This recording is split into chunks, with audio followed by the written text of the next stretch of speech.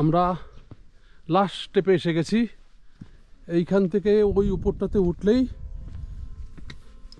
আমাদের আরাধ্য স্থান এসে যাবে, কার্তিক স্বামীর মন্দির।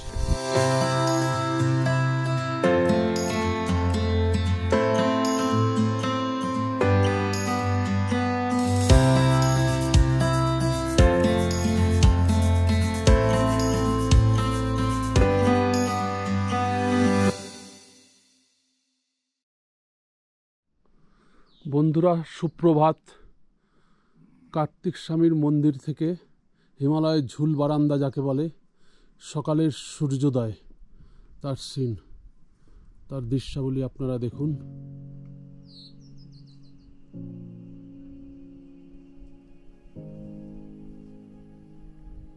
এদিকের কিছু পিকে সূর্যের আলো পড়ছে।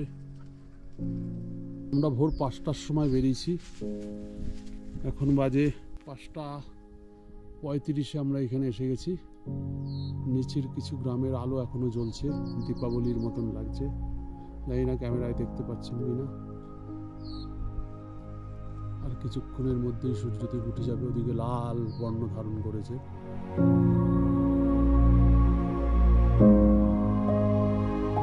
নিচে মেঘ তো নয়, যেন পেজা তুলো। পেজা তুলোর উপর এই ঝুল বারান্দা দাঁড়িয়ে আছে। এটাই যখন রোদ উঠবে আস্তে আস্তে এটাই ফগ হয়ে উপরে উঠে আসবে। আকাশ পরিষ্কার দেখা যাচ্ছে এদিকে। এই হচ্ছে মন্দির। দেখুন সূর্যের কিরণ কিরকম উঠছে। এদিকে সমস্ত পিকসগুলো দাঁড়িয়ে আছে, ওর পেছন দিক থেকে উঠবে। তবে এই পিকগুলো এখন দেখতে পাবো না। এই পিকগুলো সূর্যদেব একটু উপরে উঠলে পরে তবেই দেখা যাবে। এখন এই ব্যাক সাইডের পিকগুলো সব দেখা যাচ্ছে। দিনের প্রথম সূর্যের আলো চৌখাম্বা পিকের ওপর। পর পর সমস্ত নামে বেনামে সব পিক দাঁড়িয়ে আছে। ওদিকে কেদারনাথ দেখা যাচ্ছে, ওদিকে হাতি পর্বত, নীলকণ্ঠ সব পর পর আছে। নন্দাকোট, নন্দাঘুন্টি, নিচে পেজার তুলো।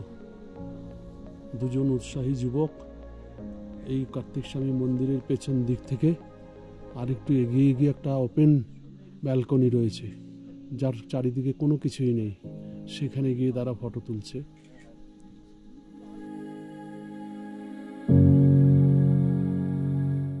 সূর্যোদয় হচ্ছে, সময় এগিয়ে এসছে। দেখুন আস্তে আস্তে বেরোচ্ছে, মেঘের ফাঁক থেকে সূর্যদেব বেরোচ্ছে। পাহাড়ের পেছন থেকে সূর্যদেব বেরোচ্ছে। এই যা তুলে পরে হবে, এইখানটায় সূর্যের আলো পড়বে, তখন এগুলো সব মেঘগুলো উঠে যাবে, ফগ হয়ে ঘুরে বেড়াবে, পুরো আকাশ ক্লাউড করে দেবে।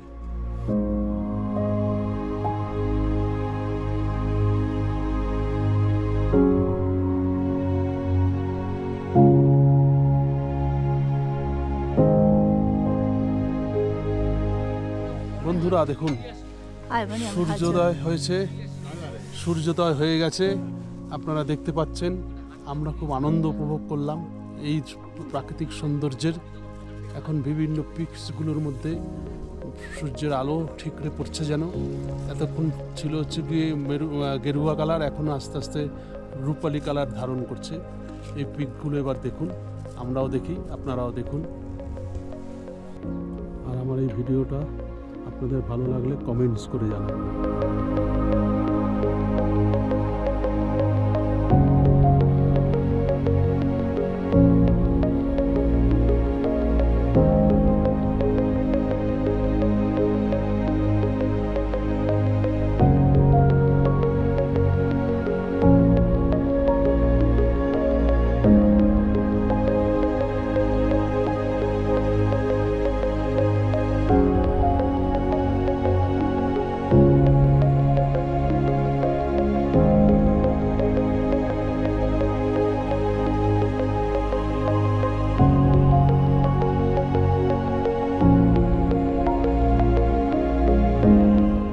কিছু উৎসাহী যুবক ওই খোলা ব্যালকনিতে গিয়ে আনন্দ করছে এবং প্রাকৃতিক সৌন্দর্যকে উপভোগ করছে। আমরা এখনো উপরে আছি, বেলা বাজে 7:30, সেই 4:45টার সময় আমরা এসেছি।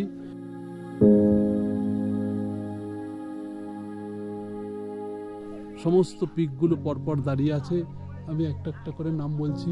ওই দিকের গুলো দেখা যাচ্ছে না, এইখান থেকে দেখা যাচ্ছে যেটা চৌখাম্বা 3, চৌখাম্বা 4, তারপরে আসছে হচ্ছে মন্দানি, তারপরে আছে সুমেরু পর্বত, মন্দানির পরে হচ্ছে গিয়ে সুমেরু পর্বত, তারপরে হচ্ছে কেদারনাথ, কেদারনাথের পরে হচ্ছে ভার্তিকুণ্কান্তা, তারপরে হচ্ছে গিয়ে গঙ্গোত্রী, তারপরে হচ্ছে জৌলি, গঙ্গোত্রীর পরে জৌলি। এই পিকগুলো আপাতত দেখা যাচ্ছে।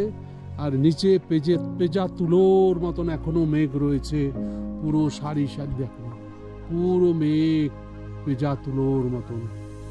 এই হচ্ছে কার্তিক স্বামী মন্দিরের বৈশিষ্ট্য। আপনারা যদি এই মন্দিরের দোরগোড়ায় কিছু থাকার জায়গা আছে, আমি তো নাম্বার দিয়েই রেখেছি। আরেকটা আছে নন্দপুরীজি গেস্ট হাউস, সেখানেও থাকতে পারেন।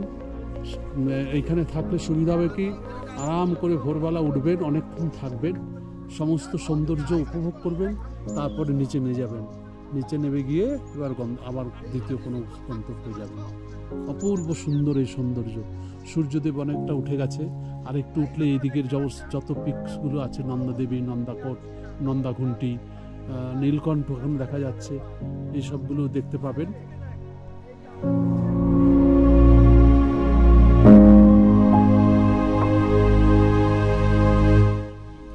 সব পুণ্যার্থীরা এখানে পুণ্য করে বসে আছে ফেরার পথ ধরার জন্য।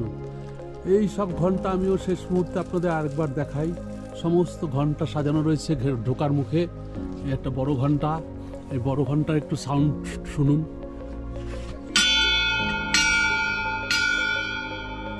সোজাসুজি মন্দির দেখা যাচ্ছে বাবার, পেছনে দেখা যাচ্ছে চৌখাম্বা পিক, মন্দানি, তারপর হচ্ছে কেদারনাথ, কত কিছু। এবার আমাদের ফেরার পালা।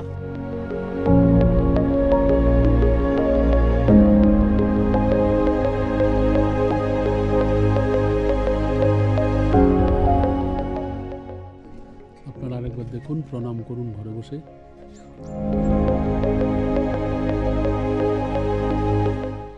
মন্দিরের ওপর থেকে নিচের দৃশ্যাবলী। এই রাস্তা দিয়ে আমরা উঠে এসেছি, পুরো সিঁড়ি, আপ ডাউন রয়েছে, একটা আপ একটা ডাউন, সিঁড়ি দিয়ে গিয়ে সোজা একদম নিচে। ওখানে সংকটমোচন বাবার মূর্তি রয়েছে, নিচে ভৈরনাথ, ওই নিচে বাড়িঘর দেখছেন, ওখানে আমরা নাইট স্টে করেছি। আপনারা আসলে ওখানেই করবেন, তাহলে পরে কি মন্দিরে সোজাসুজি আসতে পারবেন, সানসেটও দেখতে পারবেন, সানরাইজও দেখতে পারবেন।